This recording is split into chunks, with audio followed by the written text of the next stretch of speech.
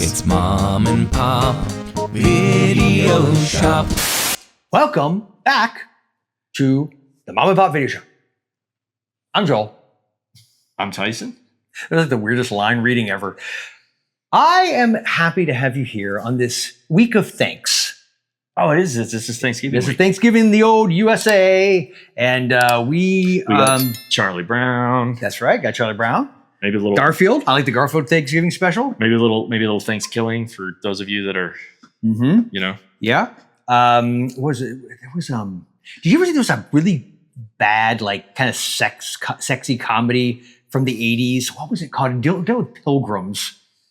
And a comedy? Mm-hmm. And it had like, I think something to do with like the Salem witch trials, but it was like a comedy, but it's like a comedy with like lots of boobs in it. It would have been like HBO. And I can't put in the comments below if you know what the hell I'm talking about. Please. Yeah. I'll have to look it up later. I just remember seeing it as a kid and being like, oh, this is naughty.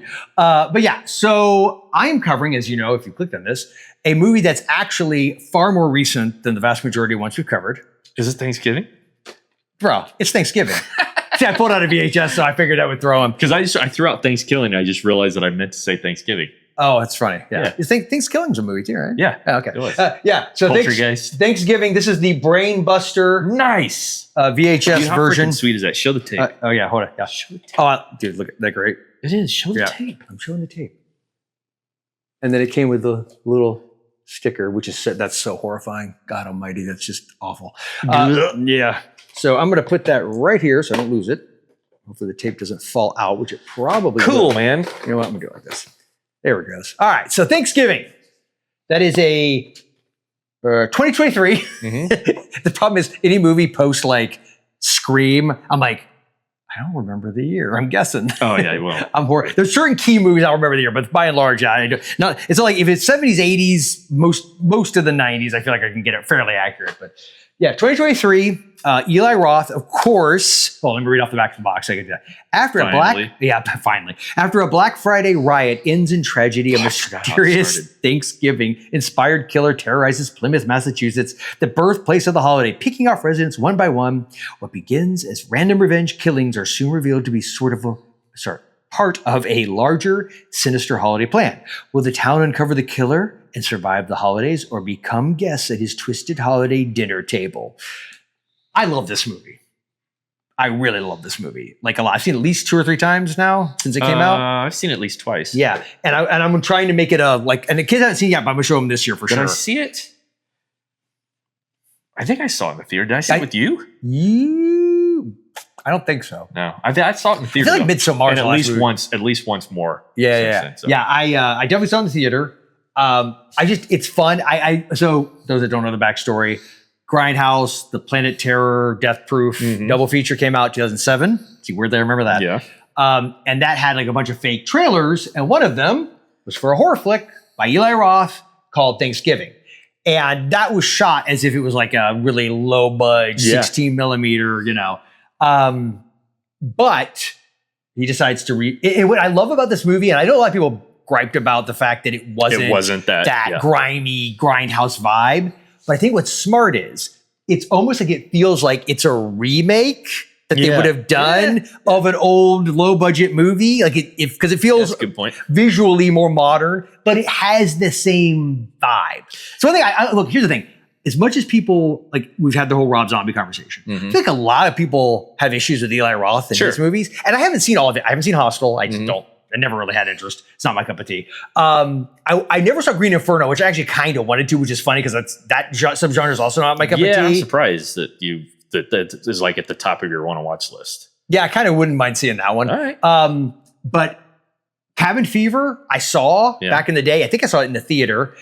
I love Cabin Fever. I've always this definitely has a Cabin Fever. Well, and we were probably going to get to this eventually too, but this is 100% no holds barred textbook giallo film. Yes, and you can see. And here's the thing. I feel like Roth is sort of like Tarantino adjacent in that, especially when it comes to horror. Dude knows his stuff, and so if you which is great for old school Italian giallo fans. Yes, because this is feels like a throwback, or if you're brand new to this Yep. and like 2023 was the first time you experienced this kind of movie, Yep. then hopefully listen to us, kids. Yeah. There's this genre of horror film out there Yeah. called giallo. Yes. That the Italians, much like coffee and pizza, do better than anybody else.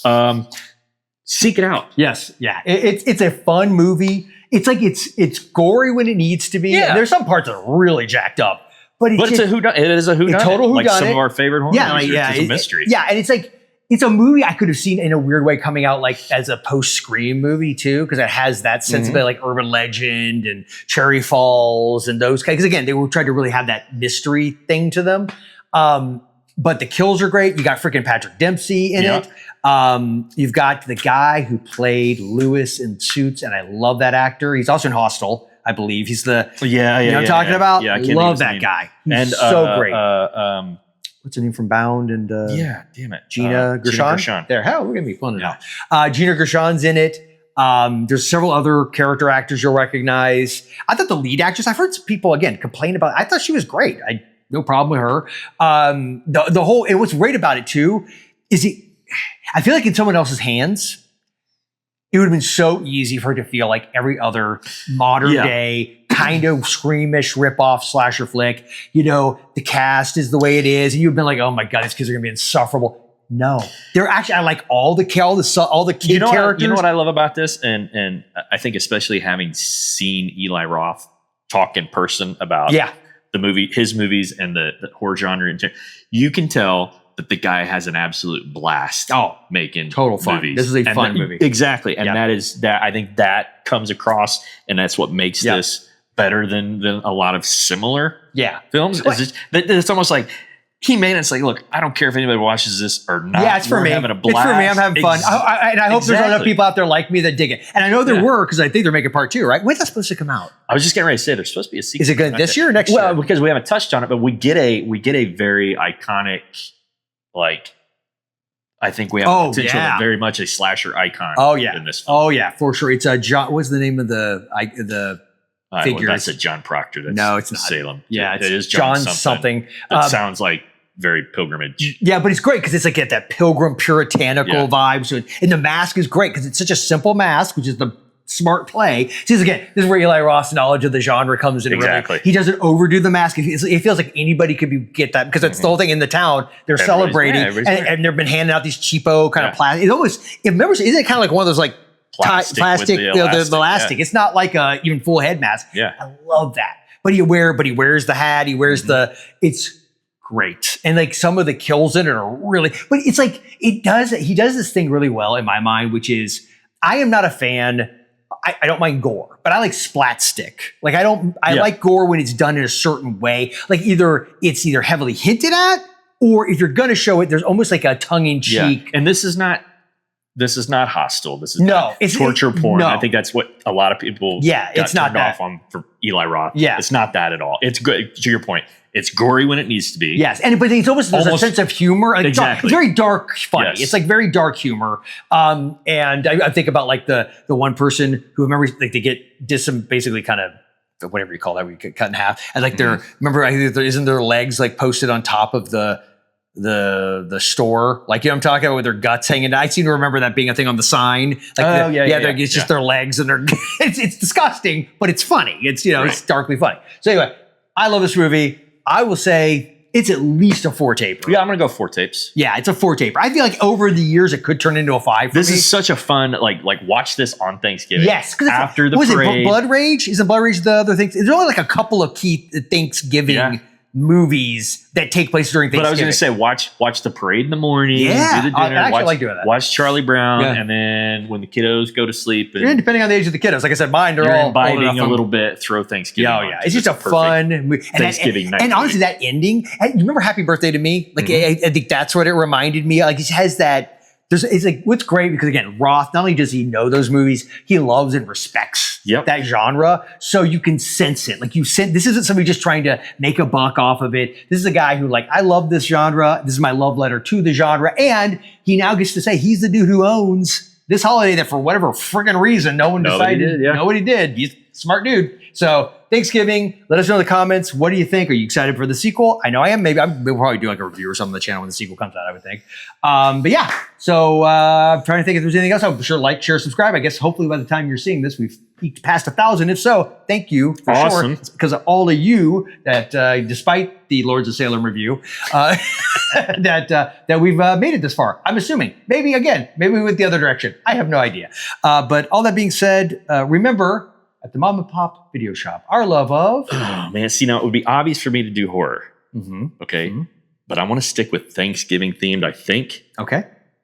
I think this was Thanksgiving. I'm pretty sure it was, yeah. So you ready for one out of left field? I know you dig it, but it's going to surprise you. Scent of a Woman. Hooah! Never stops. Never stops. That's what I meant. Hooah! That's what it means. John Daniels. You mean Jack? Son, when you've known him as long as me, you gotta call him John. Mom and Pops.